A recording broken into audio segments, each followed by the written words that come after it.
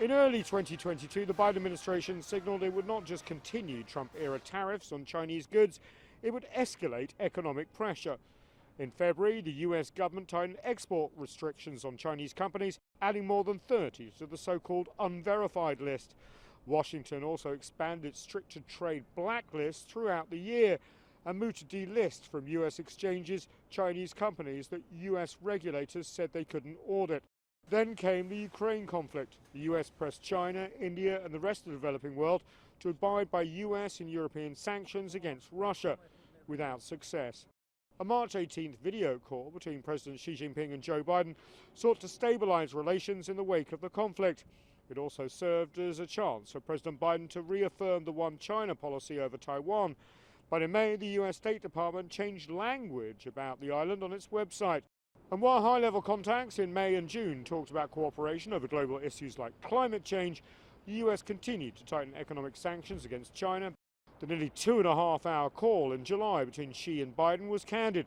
Xi said the One China principle is the, quote, political foundation of U.S.-China relations. Beijing officials later expressed deep reservations over the planned visit to Taipei by second in line to the presidency, House Speaker Nancy Pelosi. The U.S. side has broken its commitment and gone further and further away from the One China principle, which would inevitably seriously impair the mutual trust between the two countries. The One China principle is also what underpins peace and stability across the Taiwan Strait. The U.S. side abandons the One China principle, colludes with the Taiwan secessionist forces, condones and supports separatist activities, and constantly breaks the status quo across the strait. It must take full responsibility for the escalation of tensions in the region. In September, Chinese Foreign Minister Wang Yi met his U.S. counterpart Antony Blinken at the UN in New York, an opportunity for more tough talk with Washington over Taiwan. The next month, the U.S. government restricted Chinese access to advanced semiconductor chips and the equipment to make them. U.S. policymakers need to listen more to the rational and objective voices of the business and academic communities. Stop handling China-U.S. relations with the outdated mindset of zero-sum games. Stop letting its China policy be guided by the so-called political correctness.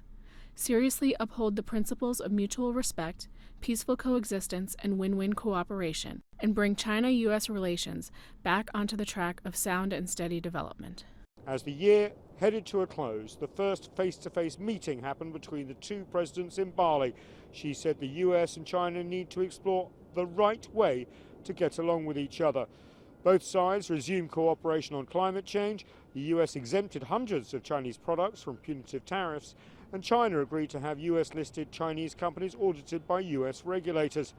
Throughout 2022, Washington moved to strengthen the so-called Quad, however, with U.S., Japan, Australia and India. China dismissed it as a sea foam that would soon dissipate. The U.S. also continued to press other allies, especially in Europe, to increase economic pressure on China.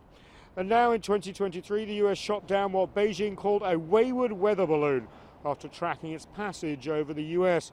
Beijing called the intervention an overreaction, but the U.S. political and media establishment were almost hysterical in their rhetoric.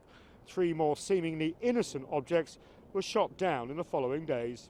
But in recent days, U.S. President Joe Biden has hinted that he wants to put the balloon incident behind Washington and Beijing, saying he wants to talk directly to Chinese President Xi Jinping and restore full diplomatic relations. But consider the atmosphere and the divisiveness of U.S. politics and China used as a weapon in that. Well, whether detente will happen remains to be seen. Nathan King, CGTN, Washington.